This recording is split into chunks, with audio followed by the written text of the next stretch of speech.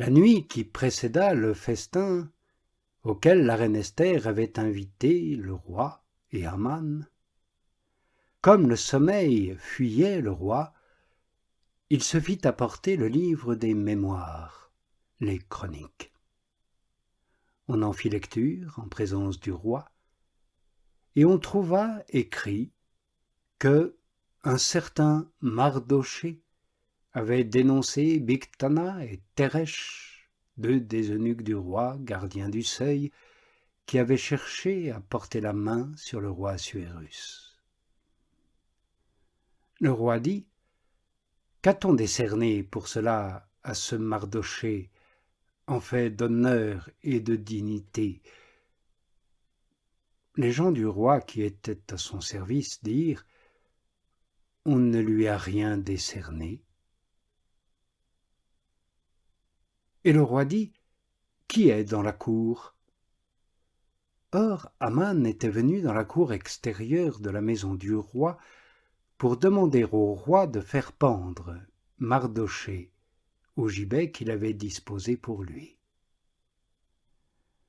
Les gens du roi lui dirent : « C'est Aman qui se tient dans le mur. » Le roi dit qu'il entre. Aman entra. Le roi lui dit : « Que faut-il faire pour un homme que le roi veut honorer ?» Aman dit en son cœur : « Et à qui plus qu'à moi le roi voudrait-il faire honneur ?»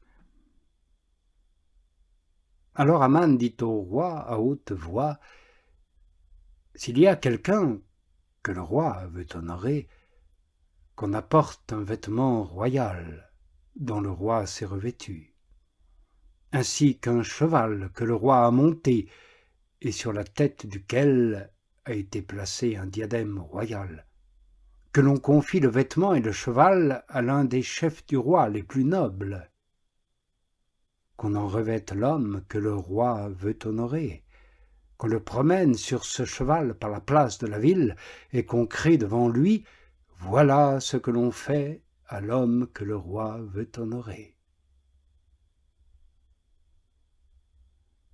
Le roi dit à Aman : « Bien. Alors hâte-toi, prends le vêtement et le cheval dont tu as parlé, et fais ainsi pour Mardochée, le juif, qui est assis à la porte du roi. N'omets rien de tout ce que tu as dit. » Aman prit le vêtement et le cheval, revêtit Mardochée, le promena par la place de la ville et cria devant lui : « Voilà ce que l'on fait à l'homme que le roi veut honorer. » Mardochée retourna à la porte du roi, et Aman rentra promptement chez lui, désolé et la tête voilée. Aman raconta à Zeresh sa femme et à tous ses amis tout ce qui lui était arrivé.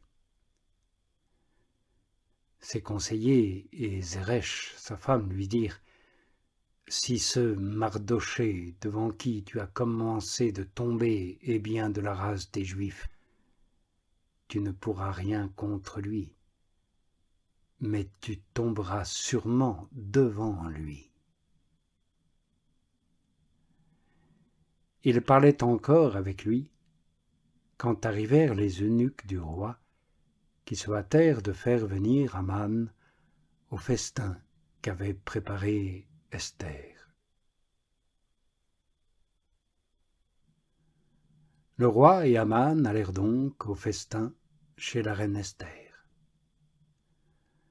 Le roi dit encore à Esther, en ce second jour, lors du banquet : « Quelle est ta requête, reine Esther ? Elle te sera accordée. Quelle est donc ta demande ? Quand ce serait la moitié du royaume, ce sera fait. » La reine Esther répondit, et elle dit si j'ai trouvé grâce à tes yeux, ô roi, et s'il plaît au roi que me soit accordée ma vie, telle est ma requête. Et la vie de mon peuple, telle est ma demande. Car nous avons été vendus, moi et mon peuple, pour être anéantis, tués et perdus. Encore si nous avions été vendus pour devenir esclaves, hommes et femmes, je me serais tu. Mais l'adversaire ne saurait compenser le dommage fait au roi.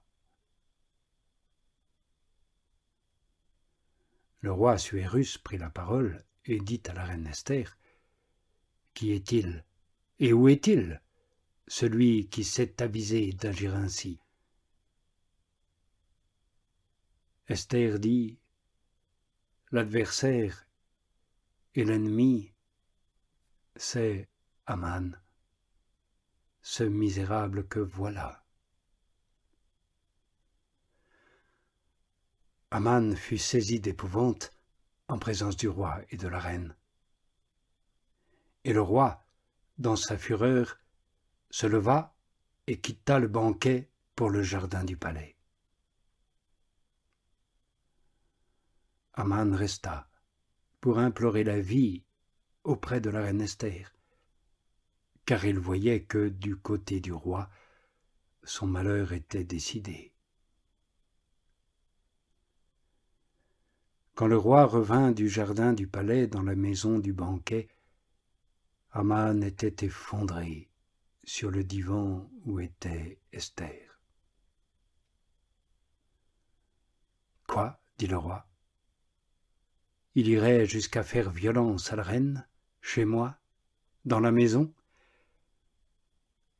Cette parole était à peine sortie de la bouche du roi qu'on voilait le visage d'Aman. Harbona, l'un des eunuques, dit en présence du roi, « Justement, voici que le gibet qu'a fait faire Aman pour Mardochée, qui a parlé pour le bien du roi, se trouve dressé dans la maison d'Aman, haut de 50 coudées. » Le roi dit qu'on l'y pende. Et on pendit Aman au gibet qu'il avait disposé pour Mardochée, et la fureur du roi s'apaisa. Ce même jour, le roi Assuérus donna à la reine Esther la maison d'Aman, l'adversaire des Juifs. Et Mardochée vint en présence du roi, car Esther avait révélé ce qu'il était pour elle. Le roi ôta son anneau, qu'il avait enlevé à Aman, et le donna à Mardochée. Et Esther préposa Mardochée à la maison d'Aman. Puis Esther parla de nouveau en présence du roi. Elle tomba à ses pieds, pleura et le supplia d'écarter le malheur préparé par Aman, l'Agagite, et le projet qu'il avait conçu contre les Juifs. Le roi tendit à Esther le sceptre d'or. Esther se releva et se tint en présence du roi. Elle dit, « S'il plaît au roi, et si j'ai trouvé grâce devant lui,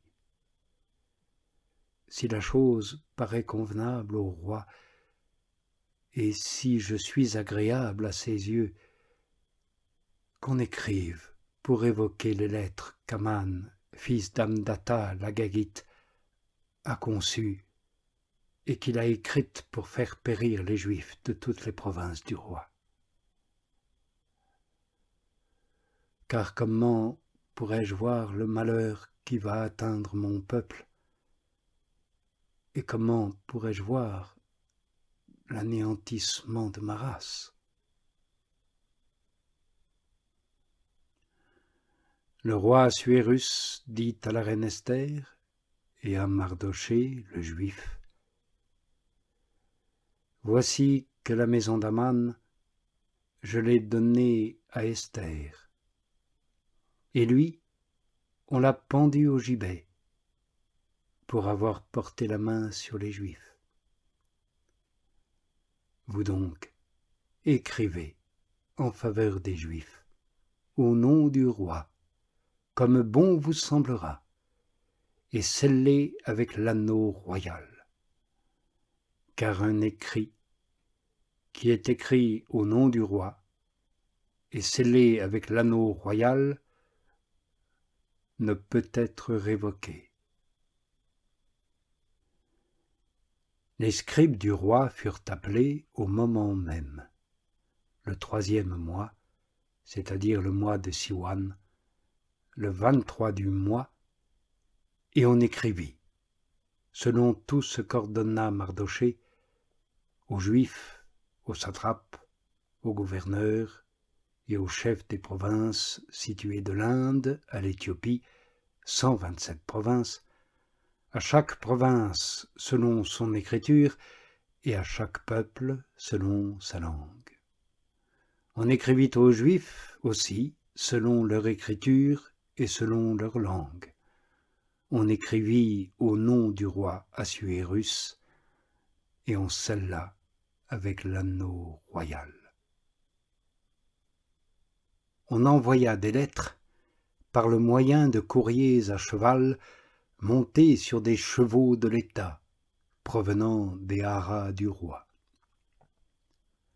Par ces lettres, le roi accordait aux Juifs, en quelque ville qu'ils fussent, de se rassembler, de défendre leur vie, d'anéantir et de tuer, et de faire périr avec enfants et femmes toute force des peuples et des provinces qui les attaqueraient, et de piller leurs biens en un seul jour dans toutes les provinces du roi Assuérus, le 13 du 12e mois, c'est-à-dire le mois d'Adar.